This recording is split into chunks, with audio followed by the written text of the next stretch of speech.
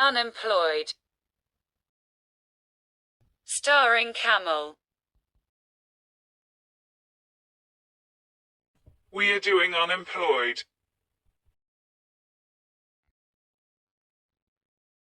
Unemployment, according to the OECD, is people above a specified age not being in paid employment or self-employment but currently available for work during the reference period. Unemployment is measured by the unemployment rate, which is the number of people who are unemployed as a percentage of the labor force. The term unemployment refers to a situation where a person actively searches for employment but is unable to find work. Unemployment is considered to be a key measure of the health of the economy.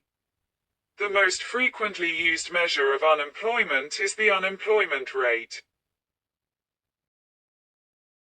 Unemployment rate, 2021.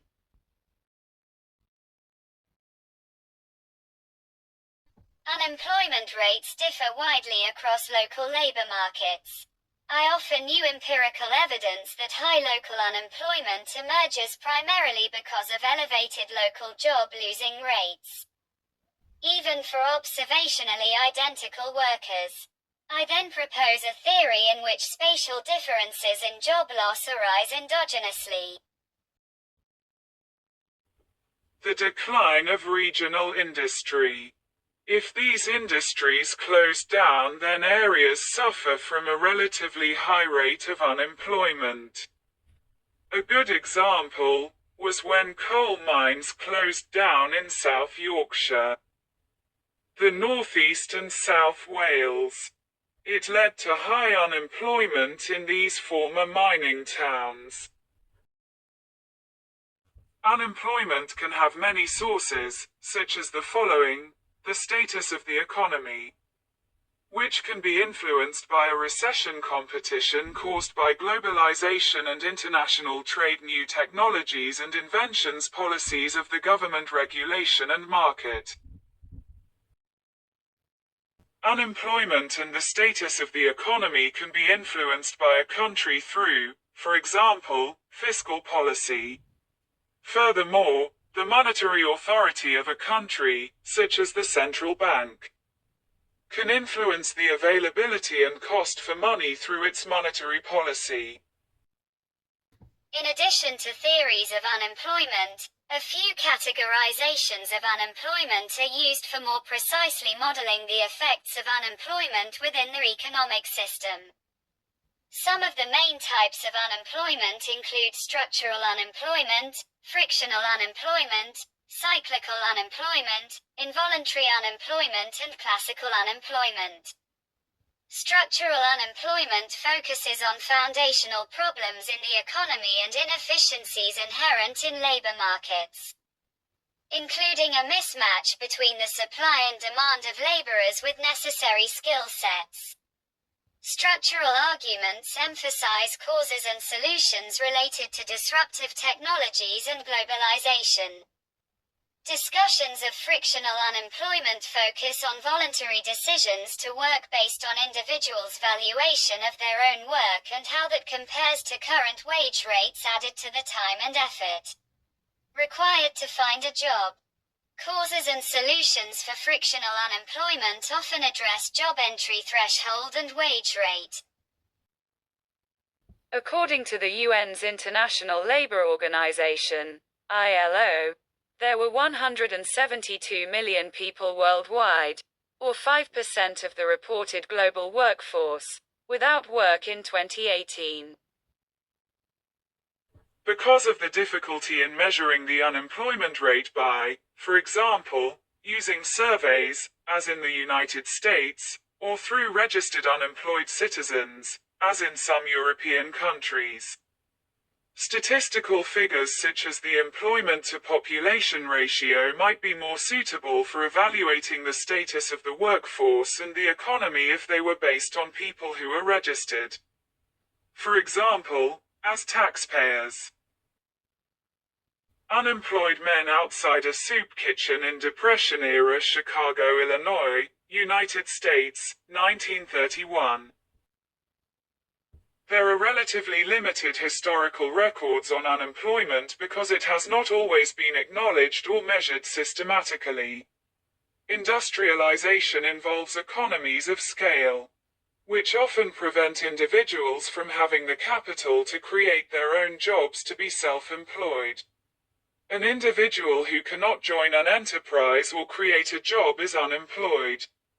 As individual farmers, ranchers, spinners, doctors and merchants are organized into large enterprises, those who cannot join or compete become unemployed.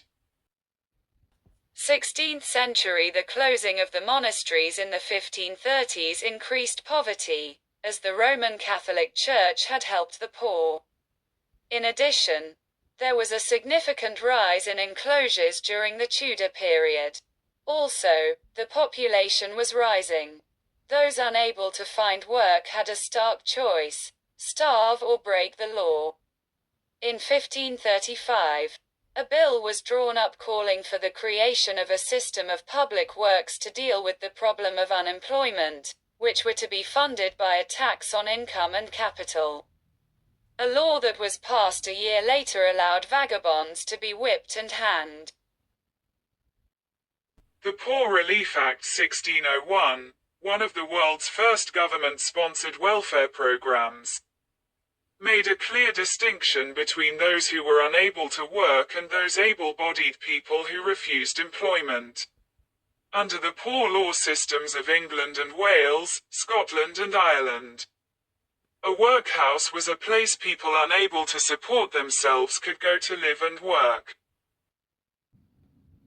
The Depression of 1873 to 79.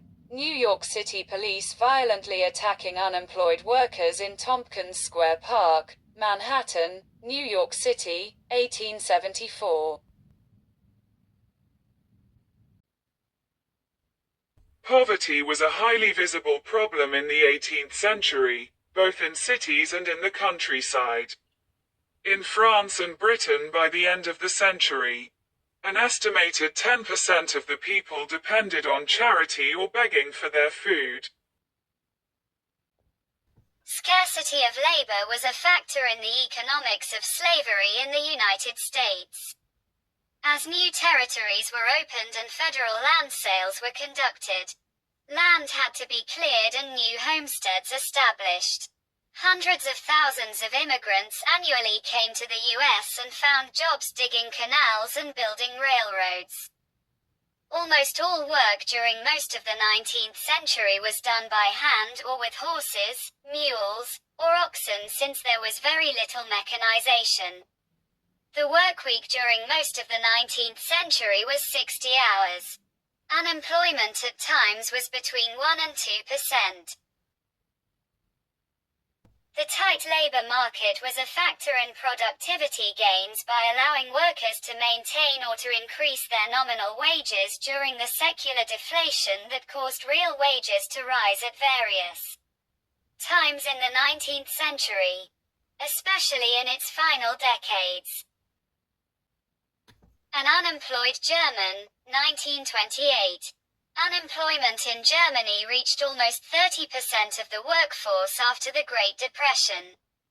Unemployed Canadian men marching for jobs during the Great Depression to Bathurst Street United Church, Toronto, Ontario in Canada, 1930. The 1930s saw the Great Depression impact unemployment across the globe.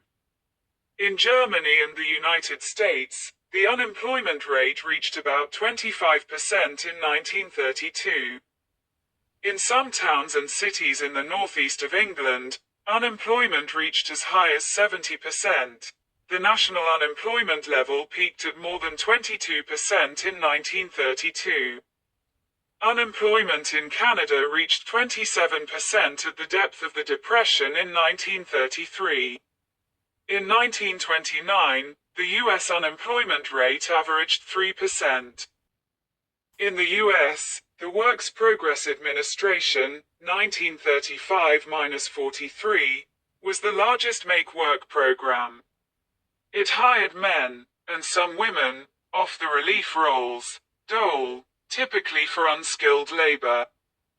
During the New Deal, over 3 million unemployed young men were taken out of their homes and placed for 6 months into more than 2,600 work camps managed by the Civilian Conservation Corps. WPA poster promoting the benefits of employment. Unemployment in the United Kingdom fell later in the 1930s as the Depression eased, and it remained low, in single figures, after World War II. Frederick Mills found that in the US, 51% of the decline in work hours was due to the fall in production and 49% was from increased productivity. Unemployment in the United Kingdom remained above 3 million until the spring of 1987, when the economy enjoyed a boom. By the end of 1989, unemployment had fallen to 1,600,000.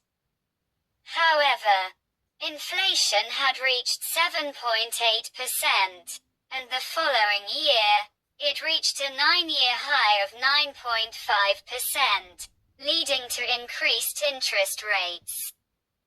Another recession occurred from 1990 to 1992. Unemployment began to increase, and by the end of 1992, nearly 3 million in the United Kingdom were unemployed, a number that was soon lowered by a strong economic recovery. With inflation down to 1.6% by 1993, unemployment then began to fall rapidly and stood at 1,800,000 by early 1997. Unemployment rate of Japan. Red line is G7 average. 15 to 24 age. Thin line is youth unemployment. The official unemployment rate in the 16 European Union (EU) countries that use the euro rose to 10% in December 2009 as a result of another recession.